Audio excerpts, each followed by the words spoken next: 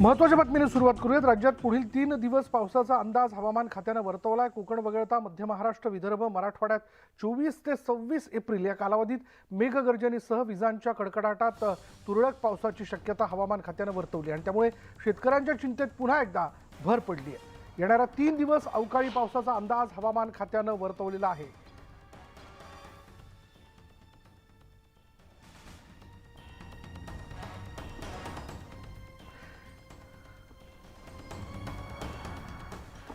राज्यात ठिकठिकाणी अवकाळी पावसाने हजेरी लावली। नंदुरबारच्या शहादा, तळोदा या तालुक्यात अवकाळी पावसानं हजेरी लावल्याचं बघायला मिळालं।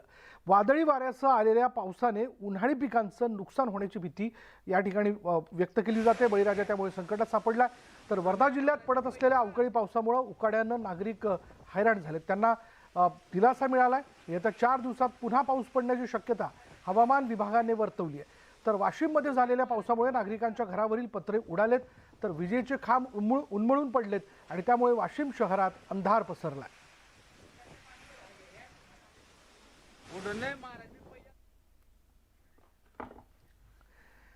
मुंबईत मागील 22 दिवसांपासून सुरू असलेली 15% पाणी कपात आजपासून रद्द करण्यात आली आणि यामुळे पाणी टंचाईनं त्रस्त झालेल्या मुंबईतील नागरिकांना मोठा दिलासा मिळणार आहे। मुंबईकरांसाठी मोठी बातमी म्हणावी लागेल की आजपासून पाणी कपात जी आहे ती बंद करण्यात आली आहे। 15% पाणी कपात जी ती घोषित करण्यात आली होती आणि आजपासून 15% पाणी कपात ही रद्द करण्यात आली आहे। मुंबईकरांसाठी मोठी बातमी।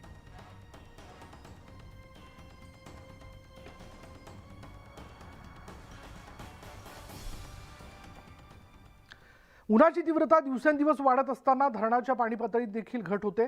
बदलापूरच्या बारवी धरणात सध्या 43% पाणीसाठा शिल्लक आहे। मागील वर्षीच्या तुलनेत यंदा 4% साठा कमी झालाय।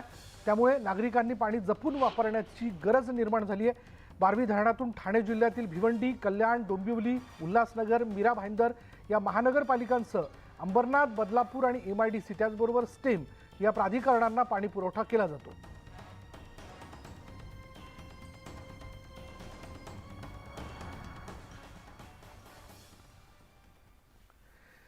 आता बातमी आहे भेंडवळच्या भविष्यवाणीबद्दल। बुलढाणा जिल्ह्यातील प्रसिद्ध भेंडवळच्या घट मांडणीचं भाकीत आज जाहीर झालं। सकाळी बरोबर 6 वाजता सूर्योदयाच्या वेळी चंद्रभान महाराजांचे वंशज पुंजाजी महाराज आणि सारंगधर महाराज यांनी या घट मांडणीचं निरीक्षण करून यंदाची भेंडवळची भविष्यवाणी जाहीर केली। जून आणि जुलैमध्ये यंदा कमी पाऊस होणार आहे, तर ऑगस्टमध्ये प्रचंड पाऊस असून अतिवृष्टीचं भाकीत जे ते वर्तवण्यात आलंय। सप्टेंबर महिन्यात देखील पाऊस कमी असेल। गहू, ज्वारी, तांदूळ आणि इतर पिकांना अवकाळीचा फटका बसू शकतो। राजकीय परिस्थितीवर देखील त्यांनी यंदा भाकीत केलेलं आहे। यामध्ये देशाचा राजा कायम असणार असं भाकीत वर्तवण्यात आलंय। मात्र पारावरच्या घट मांडणीमध्ये पहिल्यांदाच विंचू निघाल्यानं देशात रोगराईची परिस्थिती असणार असं भाकीत यंदा वर्तवण्यात आलंय।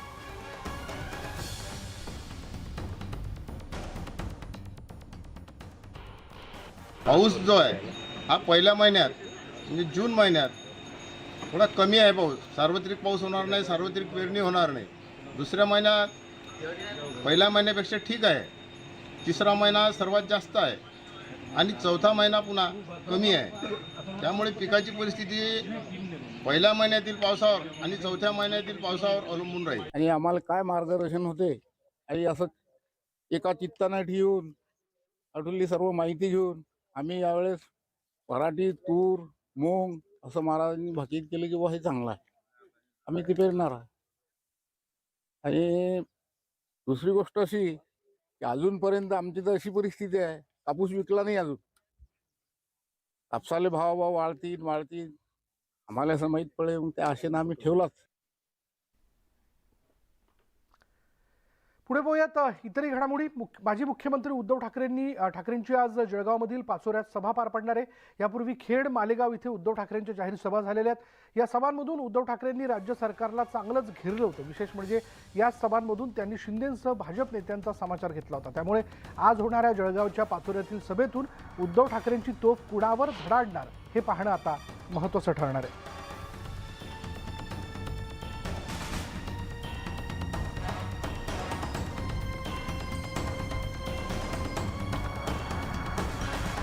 तर जळगावमधल्या पाचोऱ्यामध्ये आज उद्धव ठाकरेंची सभा जी ती पार पडते. या सभेची तयारी जी ती पूर्ण झालेली आहे. खुद्द या सभेच्या 2 दिवसांपूर्वी संजय राऊत हे जळगावमध्ये ठाण मांडून बसलेले आहेत आणि पाचोऱ्यातल्या सभेमध्ये आता उद्धव ठाकरे काय बोलतात याकडे सगळ्यांचं लक्ष लागलेलं आहे. शिवाय ठिकठिकाणी उद्धव ठाकरेंच्या स्वागताचे बॅनर देखील लावण्यात आलेले आहेत.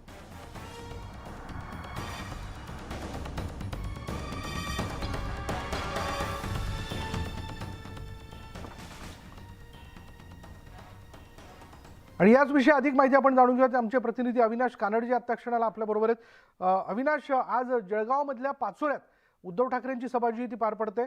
आपण यापूर्वी बघितलं होतं मालेगावमध्ये देखील त्यांची सभा पार पडली होती. त्यांनी सरकारला जोरदार घेरलं होतं. आजच्या सभेकडे देखील सगळ्यांचं लक्ष आहे का? नक्कीच आजच्या सभेकडे सर्वांचं लक्ष असून ही सभा वादळी होणार यात शंका नाही. कारण राजकीय आरोप प्रत्यारोप हे सभेपूर्वीच आता सुरू झालेले आहे. त्यामुळे एकूणच जळगावचं जे राजकारण आहे ते दुपारनंतर तापणार यात कोणतीही शंका नाही. मात्र ज्या कारणासाठी उद्धव ठाकरे आज पाचोऱ्यामध्ये येत आहेत ते कारण आहे म्हणजे दिवंगत स्वर्गीय आरो पाटील जे शिवसेनेचे माजी आमदार आहेत त्यांच्या पूर्णाकृती पुतळ्याचं अनावरण सोहळा या ठिकाणी पार पडणार आहे. याच ठिकाणी उद्धव ठाकरे हे या पुतळ्याचं अनावरण करणार आहे. तर याच पुतळ्यावरून आता राजकारण देखील पाहायला मिळतंय. एकीकडं पाचोऱ्यामध्ये बहीण भावाचं राजकारण आपल्याला पाहायला मिळतंय. तर जे आताचे शिंदे गटासोबत गेलेले आमदार किशोर पाटील यांनी मात्र उद्धव ठाकरे यांच्या दौऱ्याचं स्वागत केलंय. माझ्या काकाच्या पुतळा अनावरणासाठी मी त्यांना वेळोवेळी भेटलो, 10 वेळेस भेटलो, मात्र त्यांनी या अगोदर वेळ दिली नाही. आता त्यांना जाग आली असेल किंवा आता जर ते येणार असेल तर मी त्यांचं स्वागत करतो अशी त्यांची प्रतिक्रिया आहे. त्यामुळेच एकूणच बहीण भावाचं आता हे राजकारण या ठिकाणी पाहावं लागणार आहे. तर उद्धव ठाकरे या ठिकाणी आल्याच्या नंतर तात्यासाहेब आरो पाटील जैन तंत्रज्ञान प्रयोगशाळेचं सुद्धा उद्घाटन या ठिकाणी उद्धव ठाकरे करणार आहेत. तर दुसरीकडे जे काही उद्योजक असतील, पाचोरा शहरातील असतील किंवा जळगाव शहरातील उद्योजक असतील, त्या उद्योजकांची बैठक सुद्धा उद्धव ठाकरे या ठिकाणी घेणार आहे. मात्र सभे अगोदरच आता गुलाबराव पाटलांनी दिलेला इशारा आणि पाचोऱ्यातील एकूण राजकारण याने आता जरी उन्हाचे चटके बसत असले तरी राजकीय चटके सुद्धा दुपारनंतर बसायला सुरुवात होणार आहे. अविनाश सुधीर जाधवसह अविनाश कानडजे, न्यूज 18 लोकमत, पाचोरा. धन्यवाद अविनाश या सगळ्या तपशिलाबद्दल. तर आपण पाहतोय की जळगावमध्ये होणाऱ्या सभेपूर्वीच ठाकरे गट आणि शिवसेना आमने सामने आलेले आहेत. त्यामुळे पाचोऱ्यामधील वातावरण चांगलंच तापलंय. उद्धव ठाकरेंची सभा उधळून लावण्याचा इशारा मंत्री गुलाबराव पाटील यांच्या समर्थकांनी दिला. गुलाबराव पाटलांना माजी मंत्री छगन भुजबळ यांनी टोला लगावलाय. तुम्ही सभा उधळणार असाल तर तुम्ही हे सगळं जिथे शिकलात ठाकरे त्याचे हेडमास्टर आहेत असा हल्लाबोल भुजबळांनी केला.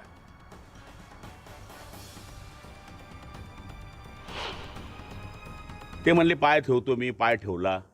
स्टेशनावर दिसलं ना त्याला काय झालं. संजय राऊतांना दिसलं काय झालं स्टेशनावर.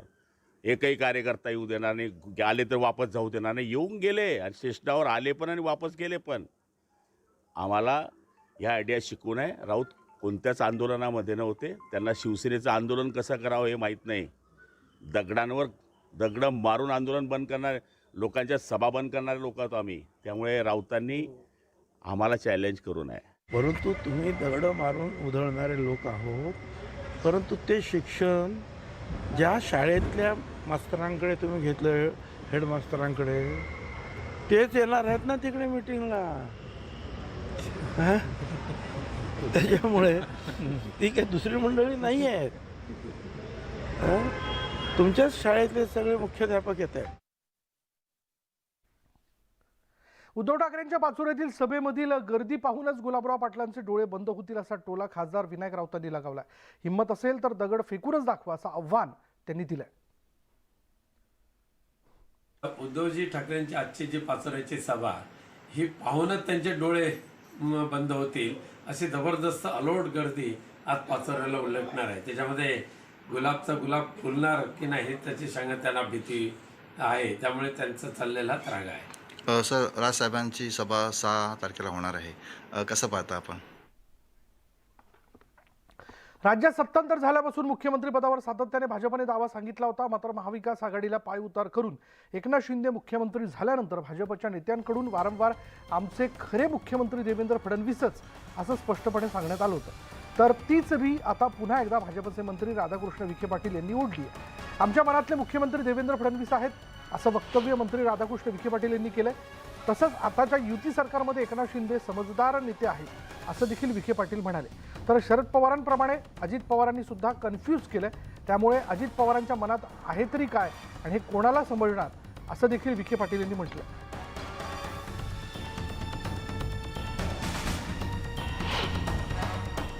तुमच्या मनातले मुख्यमंत्री कोण? ते स्पष्ट आहे, देवेंद्रजी फडणवीस आहे. हे आमचे मनातले मुख्यमंत्री आहे. राज्याला काही सध्याच्या आमच्या सरकारमध्ये युतीच्या आणि एकनाथराव सुद्धा अगदी समाजसेवक नेते आहेत, माझंच नाही. भारतीय जनता पक्षाचा मुद्दा मी बरेच बोलतोय की आमचे मनातले मुख्यमंत्री देवेंद्रजी आहे. अजितदादांच्या मनात काय? असं आहे, त्यांचे जे नेते आहेत अदानी पवार साहेब, तेच राज्याला सारखे कन्फ्युज होतात. आता अजितदादांनी त्यांना सुद्धा कन्फ्युज केलेलं आहे. त्यामुळे माहीत त्याचा विचार करा त्याच्या मनात काय चालते कोणाला समजणार आहे. पुढे बातमी मुंबईकरांसाठी. मुंबईत लोकलच्या मध्य आणि हार्बर मार्गावर मेगा ब्लॉक घेण्यात येणार आहे. मध्य रेल्वेच्या माटुंगा मुलुंड अप आणि डाऊन धीम्या मार्गावर, तर हार्बर मार्गावरील CSMT चुनाभट्टी वांद्रे अप आणि डाऊन मार्गावर ब्लॉक असेल. पश्चिम रेल्वेवासियांची मात्र ब्लॉकमधून सुटका असेल.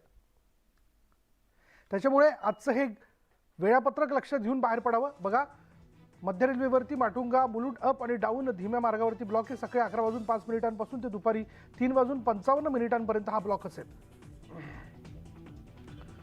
तर माटुंगा मुलुंड अप आणि डाऊन धीम्या मार्गावरती बघा, CSMTहून धीम्या मार्गावरून सुटणाऱ्या लोकल माटुंगा मुलुंड स्थानकांदरम्यान जलद मार्गावर वळवण्यात येणार.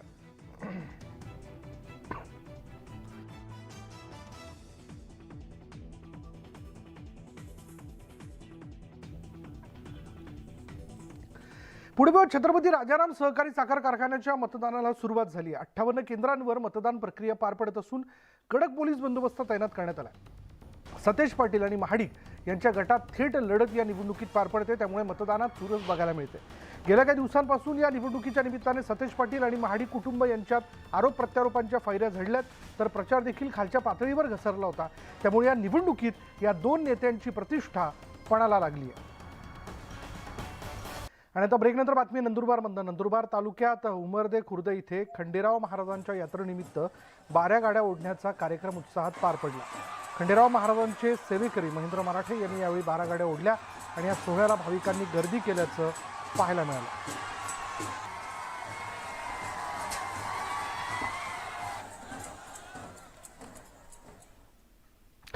असा हा सगळा यात्रा उत्सवाचा कालावधी, ज्याबद्दलच्या सगळ्या घडामोडी आपण जाणून घेतोय. त्याचबरोबर इतरही बातम्या आपल्याला बघायच्यात. 25 मिनिटात 50 घडामोडी, त्याचबरोबर बातमी 36 जिल्ह्यांची आणि सोशल मीडियावरती व्हायरल होणारे वेगवेगळे व्हिडिओज. आणि पुन्हा एकदा मुंबईकरांसाठी विशेष माहिती अशी की आज रविवार आहे, मेगा ब्लॉक घेण्यात आलेला आहे. त्याच्यामुळे आपण घराच्या बाहेर कुठल्या कार्यक्रमाकरता किंवा कामासाठी बाहेर पडताय तर लोकलचं वेळापत्रक लक्षात घेऊनच बाहेर पडा. चला, यासह इतरही बातम्या आपल्याला बघायच्यात, पण त्यापूर्वी एक नजर टॉप 18 वर.